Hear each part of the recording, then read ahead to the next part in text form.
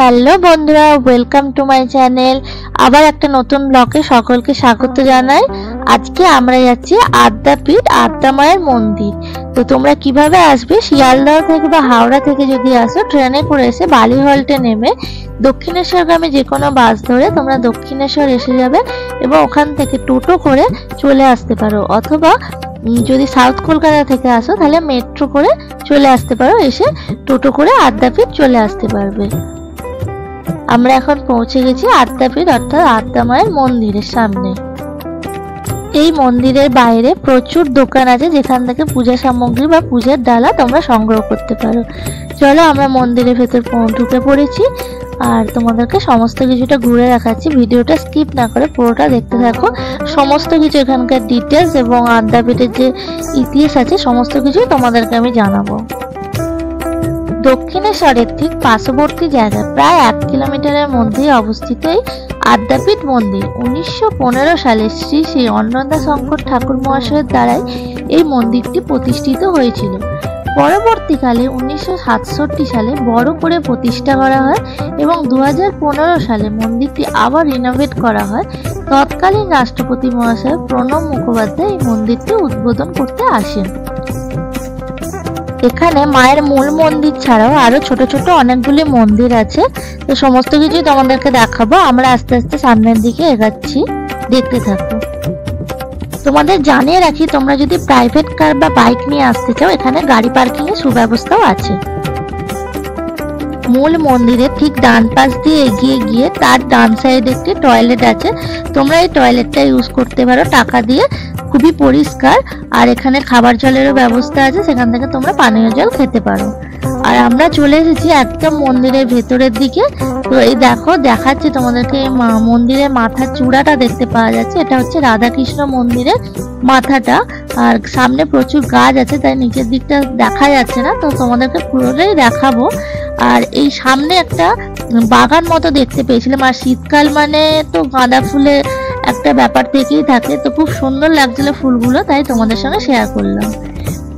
এই দেখো, এখানে একটি মহাদেবের লিঙ্গ করা আছে ফোয়ারার মতন। এটা শ্বেত পাথরের পুরো, আর চারিপাশে প্রচুর লাইট লাগানো আছে, যেটা সন্ধ্যেবেলা হলে লাইটগুলো জ্বলে ওঠে।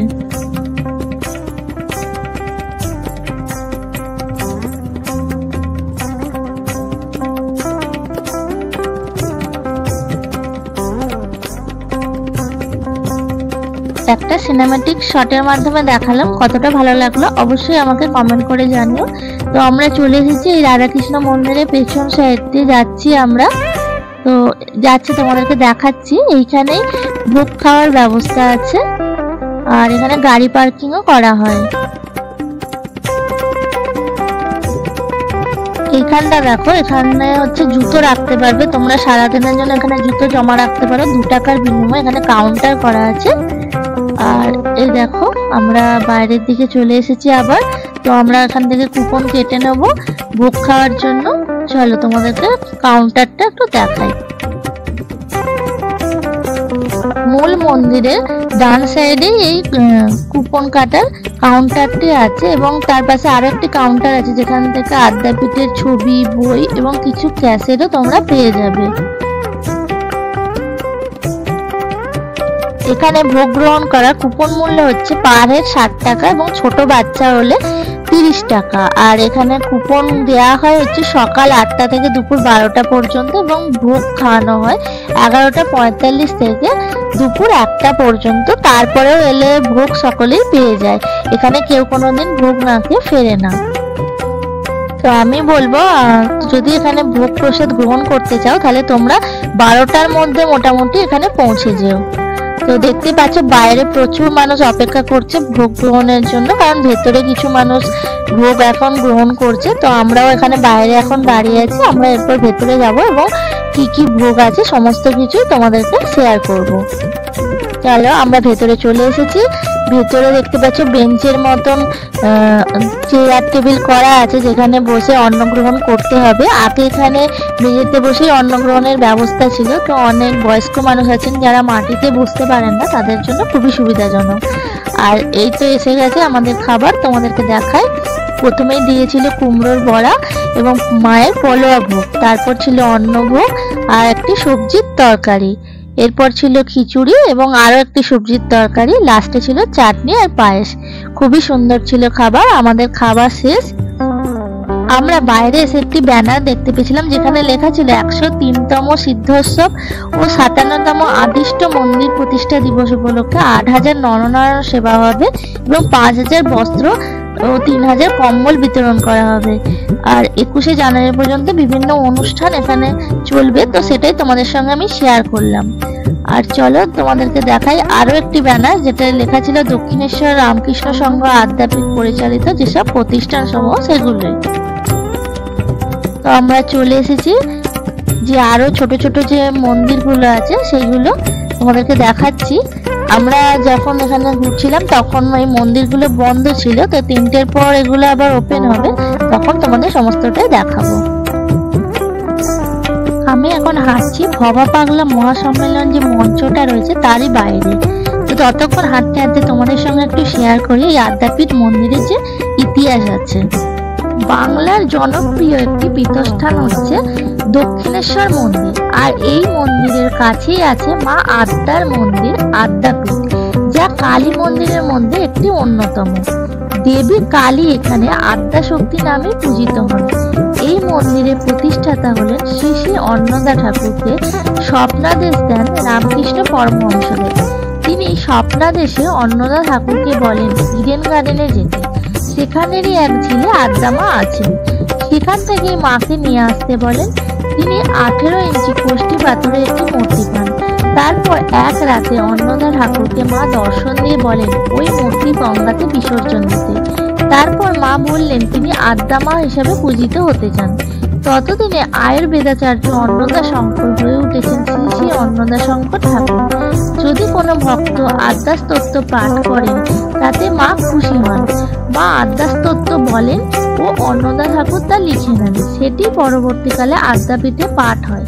পরবর্তীকালে শ্রী শ্রী পরমহংস রামকৃষ্ণ দেব শ্রী শ্রী অন্নদা ঠাকুরকে নির্দেশ দেন 12 বছরের মধ্যে এই মন্দির নির্মাণ শেষ করতে পারলে সাধারণ মানুষ এই মন্দিরে প্রবেশ করতে পারবে। কোনো কারণে তা হয়ে ওঠেনি, তাই আজও মূল মন্দিরে কেউ প্রবেশ করতে পারেন না। নাট মন্দির থেকে মাকে দর্শন করতে হয়। এটি হলো নাট মন্দির, যেখানে সকল মানুষ এখানে দেখতে পাচ্ছ বিশ্রাম নিচ্ছে এবং বসে আছে। এই মন্দিরে সন্ধ্যে 6টা থেকে 7টা পর্যন্ত সন্ধ্যা আরতি হয়। তো চলো আমরা বাইরের দিকে চলে এসেছি, তোমাদেরকে সমস্তটাই ঘুরিয়ে আমি দেখাচ্ছি। ভিডিওটা কতটা ভালো লাগছে প্লিজ আমাকে কমেন্ট করে জানিও। মূল মন্দিরের বাইরে বাঁ সাইডে কতগুলি পরপর মন্দির আছে, তো তোমরা দেখতে থাকো। এই দেখো একটা হচ্ছে শ্রী সত্যনারায়ণ মন্দির এবং তার পাশে আছে আরো একটি আদ্যাপীঠ মন্দির। তো ওইখানে তোমরা পুজো দিতে পারবে, এখানে পুজো দেওয়ার ব্যবস্থা আছে। এই মুহূর্তে এখন মন্দিরটা বন্ধ, তাই তোমাদের দেখাতে পারছি না। এই দেখো আদ্যাপীঠ লেখা আছে মাথার উপরে, আর এখানে পুজো নেওয়া হয়। এখানকার প্রত্যেকটা মন্দিরই শ্বেত পাথরের তৈরি, খুব সুন্দর কারুকার্য করা আছে। পুরো মন্দিরগুলোর গায়ে লেখা খোদাই করা আছে, বিভিন্ন মানুষের নাম, বিভিন্ন ঘটনা কাহিনী এখানে বর্ণিত করা আছে। তো এখানে পরিবেশটা খুবই সুন্দর, আর তোমাদের আমি রেকমেন্ড করব শীতকালে অবশ্যই একবার হলে এই মায়ের দর্শন করে যেও এবং মায়ের পুজো দিয়ে যেও, তোমাদের ভীষণ ভালো লাগবে। চলো কথা বলতে বলতে চলে এসেছি আরো একটি মন্দির রয়েছে যেটা মহাকাল মন্দির নামে পরিচিত, যেখানে হর পার্বতী আছে। তো তোমাদেরকে আমি দেখাচ্ছি ভিতরে যে মহাদেবের লিঙ্গটি আছে এবং একটি বড় সর্প রয়েছে, তোমাদেরকে আমি দর্শন করাচ্ছি। দেখতে পাচ্ছ পাশে একটি গাছ রয়েছে যার মধ্যে প্রচুর ধাগা বাঁধা রয়েছে। অনেক মানুষই নিজের মনস্কামনার জন্য এখানে এই ধাগাগুলো বেঁধে গেছে। এখানে দেখো পরপর 6টি মন্দির আছে, শিব মন্দির। তো তোমাদেরকে আমি দেখাবো, পিছন সাইড থেকে তোমাদেরকে একটু মন্দিরটা দেখালাম। খুব সুন্দর লাগছে মন্দিরগুলো দেখতে। তো একটু তোমাদের সামনেটা দেখায়। একদম মন্দিরে প্রথমে ঢোকার সামনেটা এখানে স্বামী বিবেকানন্দের একটি মূর্তি আছে বিশাল বড়, আর পুরোটাই দেখো পাথরের তৈরি, খুব সুন্দর লাগছে সামনের দিকটা।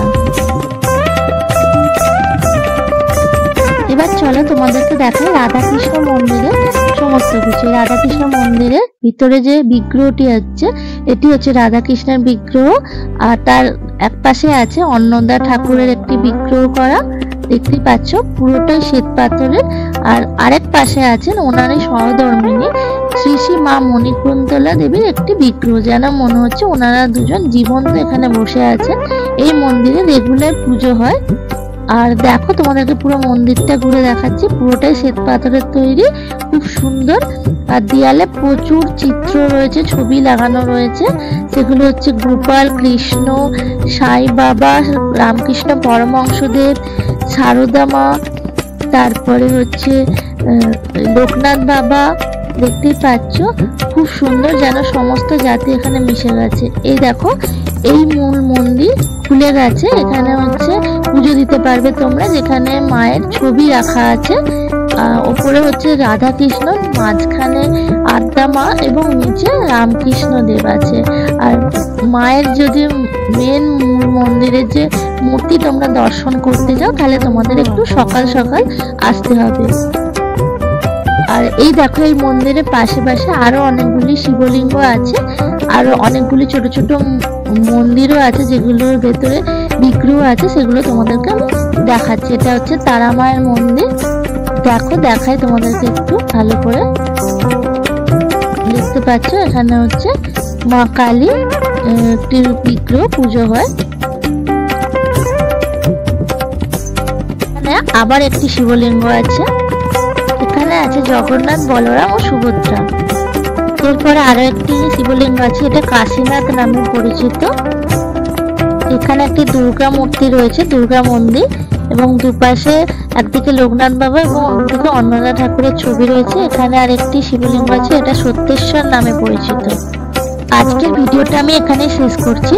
যতটা পারলাম ইনফরমেশন তোমাদের সঙ্গে শেয়ার করলাম। ভিডিওটা যদি ভালো লেগে থাকে তাহলে প্লিজ লাইক, শেয়ার আর সাবস্ক্রাইব করে দাও। আবার দেখা হচ্ছে নেক্সট কোনো ভিডিওতে। ততক্ষণ সকলে ভালো থেকো, সুস্থ থেকো। আজকের মতো টাটা।